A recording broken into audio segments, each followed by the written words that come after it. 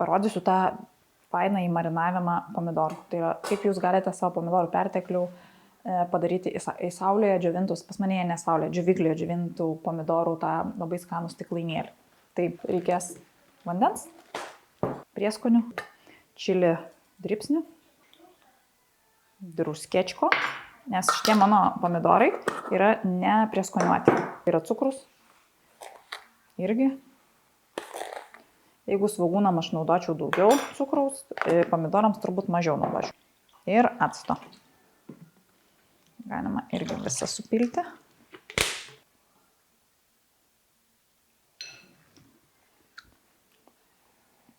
Gerai.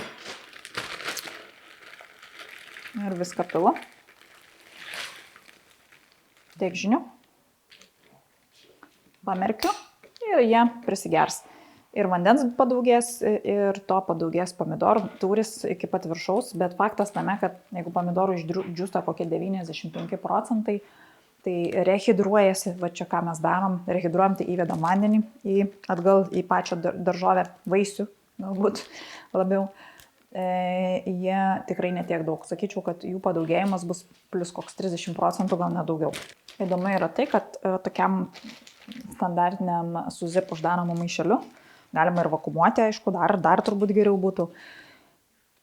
Čia turbūt yra kokie 2 kg pomidorų mažiausiai, jeigu nedaugiau. Nes buvo pas mane gal 100 kg pertekliaus ir aš jį visą sudžiovinau ir tilpo į, kaip sakant, vieną šaldiklio nedidelį tokį labai stalčių.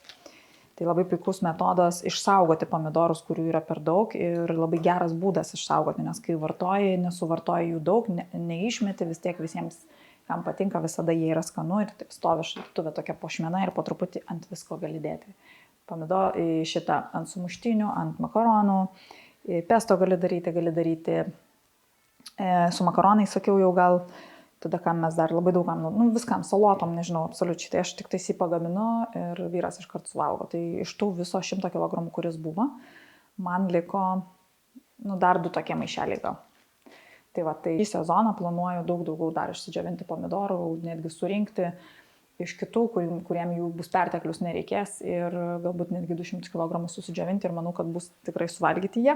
Ir tiek žinių, labai labai geras dalykas, iš tikrųjų ir maistingas dalykas, ir geras, ir skanus, ir pinigų nemažai sutaupyta ir labai geras metodas panaudoti, kai turime per daug derliaus, o kaip sakant, vasarą visada visiems atsitinka toks momentas, kad yra per daug to derliaus.